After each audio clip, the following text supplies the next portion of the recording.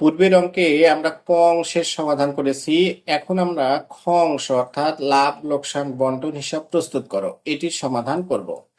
আচ্ছা, লাভ লোকসান বন্টন হিসাব প্রস্তুত করতে বলছে, দেখো কার, সাকিব, তামিম ও সৌম্য, এই তিনজনের আমাদের লাভ লোকসান আবন্টন হিসাব বন্টন হিসাব প্রস্তুত করতে বলছে।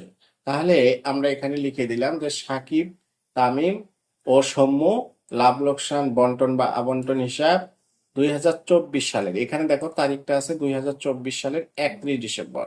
তাহলে 2024 সালের 31 ডিসেম্বর শেষ তারিখের জন্য করা হয় বিধায় এখানে সমাপ্ত বছরের জন্য এই কথাটিকে লিখতে হয়।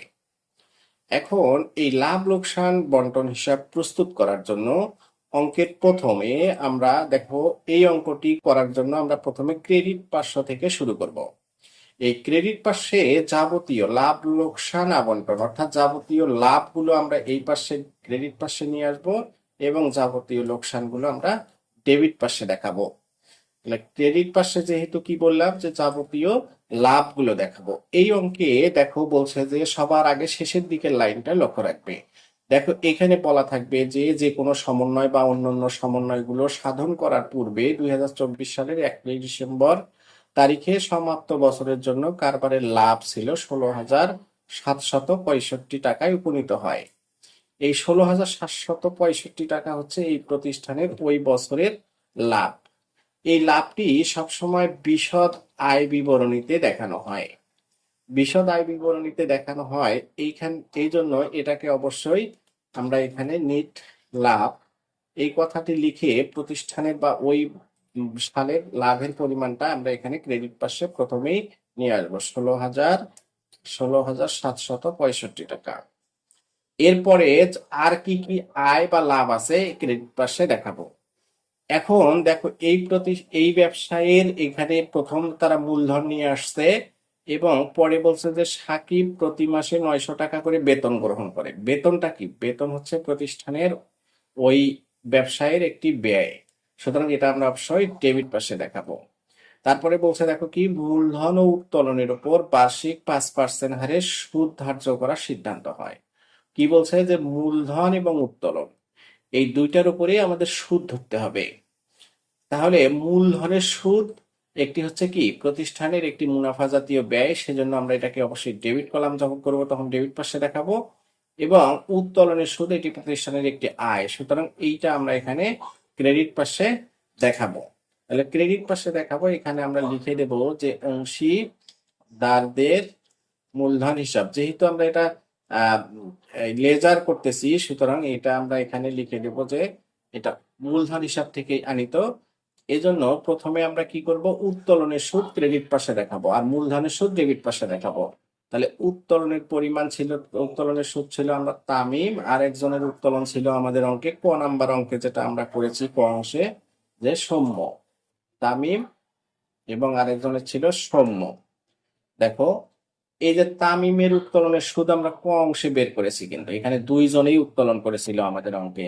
তামিম 1 জুলাই তারিখে 7,000 টাকা এবং সৌম্য 1 অক্টোবর তারিখে 4,000 টাকা নগদ উত্তোলন করেছিল। তাহলে এই উত্তোলনের সুদগুলো আমরা ক্রেডিট পাশে দেখাবো, এবং এই উত্তোলনের সুদ আমরা ক অংশে বের করেছি, আমাদের হচ্ছে তামিমের ছিল হচ্ছে 175 টাকা এবং সৌম্যর ছিল আমাদের কত টাকা, 50 টাকা। এই দুটো টাকাকে কি করব আমরা, এই দুটো টাকাকে আমরা এখানে যোগ করে দেব, যে তাদের এটা ছিল তাদের হচ্ছে কি যোগফল, এটা তাদের যোগফল। তাহলে এটাকে আমরা অবশ্যই এখানে যোগ করে দেব, এবং এই টাকাটা দুইজনের টাকাটা 75,000 এবং 50,000 যোগ করলে হয় 225 টাকা।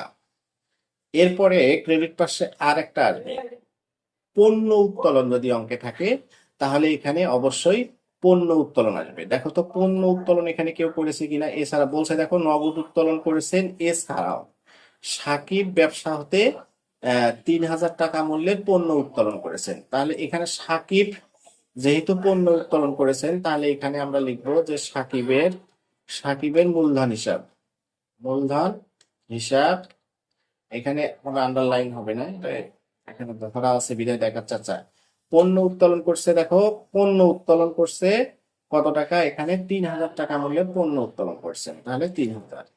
আমরা এখানে লিখে দেব যে পণ্য, সাকিবের মূলধন হিসাব আমরা ব্র্যাকেটে লিখবো যে পণ্য উত্তোলন, পণ্য উত্তোলন এটা লিখে দেবো আমরা। এই কথাটা অবশ্যই এখানে লিখে দেবো যে সাকিবের মূলধন হিসাব পণ্য উত্তোলন। তো এটি ছিল আমাদের ক্রেডিট পাশের হিসাব। এর এখন আমরা ডেবিট পাশে আসি। দেখো, ক্রেডিট পাশে যখন আমরা করেছি প্রথমে আয়গুলো দেখিয়েছি, তারপরে হচ্ছে এখানে কি দেখিয়েছি, এটা হচ্ছে আমাদের কি উত্তোলনের সুদ। এটা ব্র্যাকেটে অবশ্যই আমাদের এখানে লিখে দিতে হবে যে এটা উত্তোলনের সুদ। এখন আমরা ডেবিট পাশে যাব। এখন ডেবিট পাশে দেখো প্রথমেই আসবে যাবতীয় ব্যয়গুলো। যাবতীয় ব্যয় বলতে এখানে দেখো প্রথম যে ব্যয়টা আছে সেটা অবশ্যই কি ছিল, আমাদের মূলধন এবং উত্তোলনের সুদ ছিল। তাহলে প্রথমেই আমরা এখানে নিয়ে আসবো অংশীদারদের মূলধন হিসাব। প্রথমে লিখবো আমরা মূলধনের সুদ, মূলধনের সুদ এটা আমরা অবশ্যই এখানে মূলধনের সুদ এটা ব্র্যাকেটে দেব। এই মূলধনের সুদ দেখো যেহেতু এখানে তিনজনেরই মূলধন ছিল, সাকিব, তামিম এবং সৌম্য, তিনজনেরই যেহেতু মূলধন ছিল, সুতরাং এখানে যখন আমরা মূলধন দেব তখন তিনজনকেই আমাদের দিতে হবে। সাকিব সাকিব দিতে হবে, তারপরের অংশীদারের নাম হচ্ছে তামিম এবং তারপরের অংশীদারের নাম হচ্ছে আমাদের সৌম্য। সৌম্যর নাম দিতে হবে এখানে সৌম্য। এখন সাকিবের উত্তোলনের সুদের পরে উত্তোলন কত দেখো, উত্তোলনের সুদ হবে, সাকিব উত্তোলন করছে 50,000 টাকা, তাহলে 50,000 টাকার 5%। উত্তোলনের সুদের পরিমাণ আমাদের অঙ্কে বলা আছে যে উত্তোলনের সুদ হবে 5%। তাহলে সাকিব উত্তোলন করছে 50,000 টাকা, 50,000 গুণন 5%। 50,000 টাকার যদি 5% কাটো তাহলে উত্তোলনের সুদের পরিমাণ হবে আমাদের সমান হবে 2500 টাকা। তামিমের উত্তোলন হচ্ছে আমাদের কত, 30,000 টাকা। 30,000 টাকার 5% কাটলে হবে দেখো 30,000-এর 5% 1,500 টাকা। ক্যালকুলেটরে কাটলে বের করলে আমরা বের করতে পারবো। তারপরে সৌম্যর উত্তোলন হচ্ছে 20,000 টাকা এবং 20,000 টাকার 5% হচ্ছে আমাদের কত টাকা, 1,000 টাকা। এটা করার পর আমাদের কি করতে হবে, এটা এখানে যোগ করে আমাদের মূল টাকার কলামে নিয়ে আসতে হবে। 2500, 1500 এবং 1,000 টাকা যোগ করলে আমাদের টাকার পরিমাণ হবে 5,000 টাকা।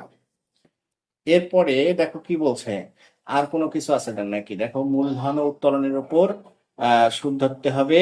এবং এখানে আরেকটি বিষয় ছিল, সাকিব 900 টাকা করে বেতন গ্রহণ করে।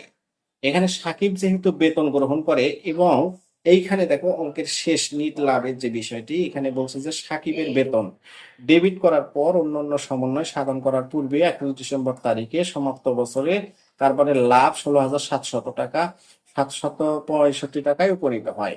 যদি কোনো সমন্বয় সাধন করার পর বলা থাকে, সেই সমন্বয়টা কখনোই কিন্তু এই লাভ লোকসান আবন্টন হিসাব প্রস্তুতে আসবে না।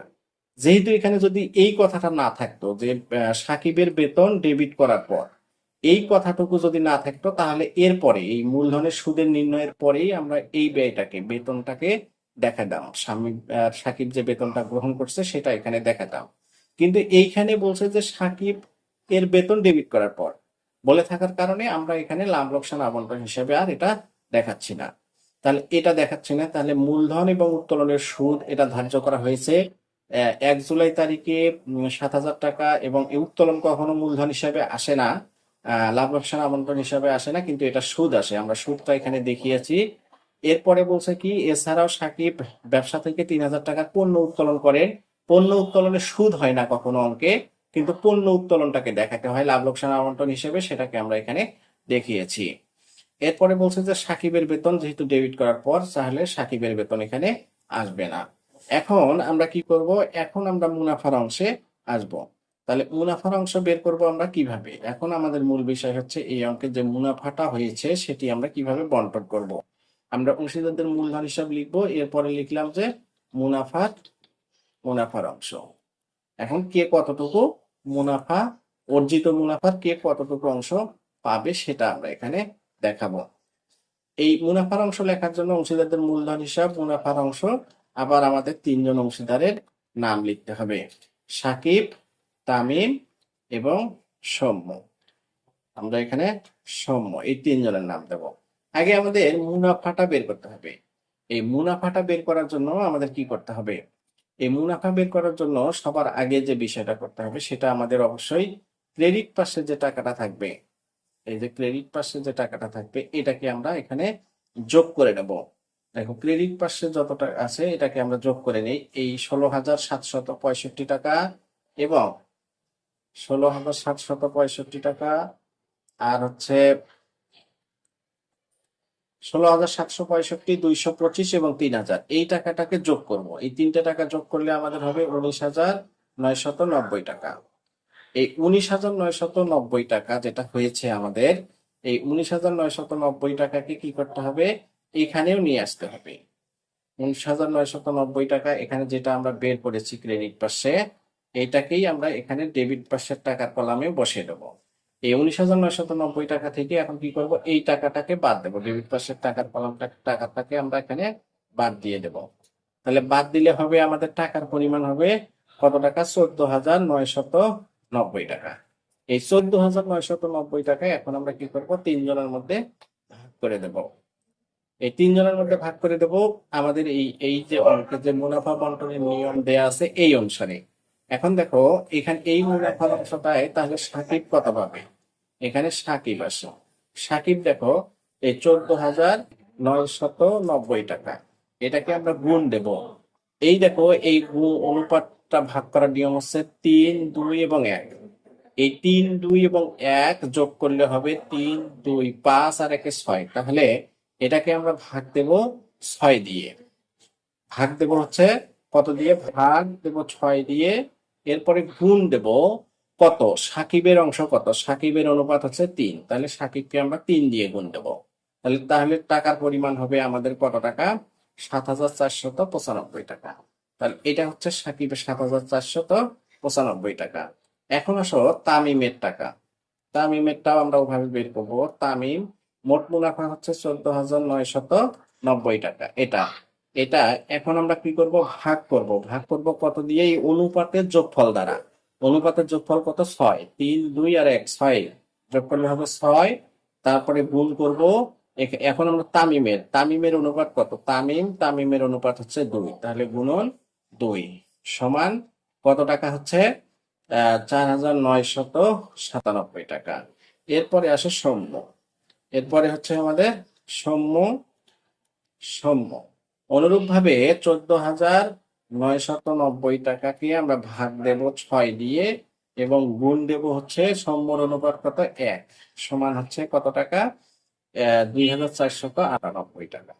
এখন আমরা এটা এখানে বসিয়ে দেব যে সাকিবের হচ্ছে কত টাকা, 7,495 টাকা। তামিমের হচ্ছে আমাদের কত, 4,997 টাকা এবং সৌম্যর হচ্ছে 2,498 টাকা। তাহলে এটাকে আমরা এখানে আমরা ক্লোজ করে দিলাম, যোগ করে দিলাম এবং এই টাকাটাই আমরা এখানে এই অনুপাত অনুসারে ভাগ করে দিলাম। আশা করি একটু তোমরা বুঝতে পেরেছো। এইভাবে প্রত্যেকটি অঙ্কের সমাধান আমার এই চ্যানেলে দেয়া আছে এবং সব ধরনের অঙ্ক নিয়ে আমাদের এই চ্যানেলটি সাজানো। আশা করি তোমরা আমার চ্যানেলটি অবশ্যই সাবস্ক্রাইব করে আমার সাথেই থাকবে।